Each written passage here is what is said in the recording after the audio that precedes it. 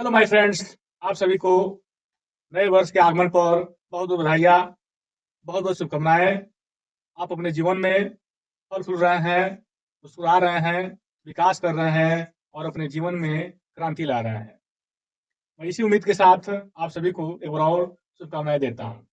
आइए कुछ प्राथमिक विषयों पर चर्चा किया जाए, प्राथमिक ज्ञान पर चर्चा किया जाए कि आखिर नए साल में क्या किया जाए। नए साल में व्यक्ति को, इंसान को, प्राणी को कुछ न कुछ नया करने का प्रयास करना चाहिए। अब नया का मतलब ये नहीं कि डेंजर वाला काम हो, कि चलिए नया करते हैं, हाथ छोड़कर बाइक चलाते हैं, नया हो जाएगा।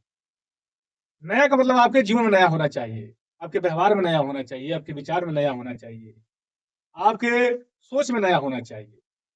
कुछ ऐसा आप संकल्प लें कि मैं इस वर्ष में यह करके दिखाऊँगा, इस उपलब्धि को प्राप्त करके दिखाऊँगा, इस कमजोरी को छोड़कर दिखाऊँगा। यह जो हमारी बीमारी है, यह साल समाप्त होते-होते या जनवरी-फरवरी के महीने में इसे समाप्त कर दूँगा अपनी इच्छा से।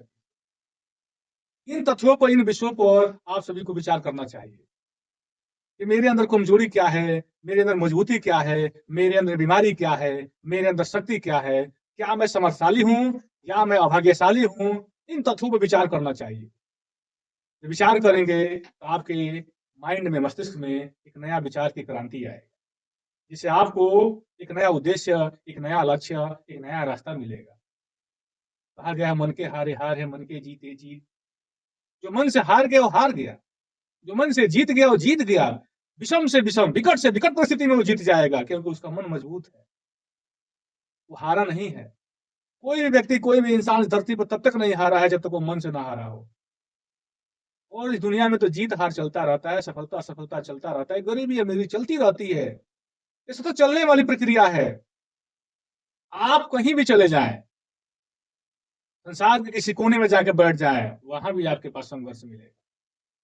संघर्ष का लेवल अलग हो जाएगा। आप परिवार में रहें, वहाँ भी संघर्ष मिलेगा, लेकिन यहाँ संघर्ष का लेवल अलग हो जाएगा। यह सब चीज़ें आपको सीखना चाहिए नए वर्ष में। एक नया विचार लाना चाहिए, कुछ नया करें, कुछ अद्भुत करें, कुछ समाज के लिए कुछ करें, कुछ परिवार के लिए करें, कुछ अपने लिए करें, कुछ देश के लिए करें। नया योगदान देना चाहिए समाज में, कुछ नहीं कर सकते हैं, छोटी-छोटी सेवाएँ करिए, छोटी-छोटी लोगों की सहायता करिए। इन चीज़ों से इन कार्यों का आप तो कर सकते हैं, लेकिन इनसे भी आप लोग परहेज़ करें।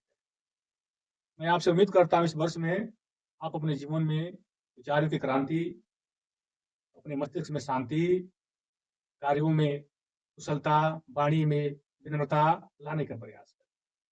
एक जीवित समाज बनाने का प्रयास करिए, जिसमें किसी का दमन ना हो, किसी का शोषण ना हो। ऐसा समाज बनाने का प्रयास करिए। जाति धर्म पर लड़ने वाला समाज को पैदा मत करिए। आप सभी करेंगे, आप अपने बच्चों को सिखाइए। ये सही है, गलत है, क्या उचित है, क्या अनुचित है, क्या पाप है, क्या पुण्य है। ये आप अपने युवा को, अपने बच्चों को, अपने आस-पास के लोगों को सिखाइए। ये मत सोचिए कि जो हो रहा है होने दिया जाए, मुझे क्या मतलब है। ये विचार समाज के लिए बहुत बड़ा घातक है। ऐसे-ऐसे विचार समाज में आए कि जो हो रहा है ईश्वर की मर्ज़ी से हो रहा है, इससे समाज में बहुत उथल-पुथल हो गया। जो हो रहा है ईश्वर की मर्ज़ी से हो रहा है वो प्रकृति घटनाएँ हैं, जबकि मनुष्य का व्यवहार उसके मस्तिष्क पर डिपेंड करता है। कोई व्यक्ति तलवार लेके काट रहा है, क्या ईश्वर की मर्ज़ी से हो रहा है? नहीं, नहीं, नहीं, वो अपनी मर्ज़ी कर रहा है। ईश्वर की मर्ज़ी है सूर्य का उदय होना, ईश्वर का मर्ज़ी है मौसम का बदलना, ईश्वर का मर्ज़ी है हवा चलना, ईश्वर का मर्ज़ी है वर्षा होना। ये सब मर्ज़ी है, ताकि कोई व्यक्ति कुछ भी बोल जाए, ईश्वर की मर्ज़ी से बोल रहा है।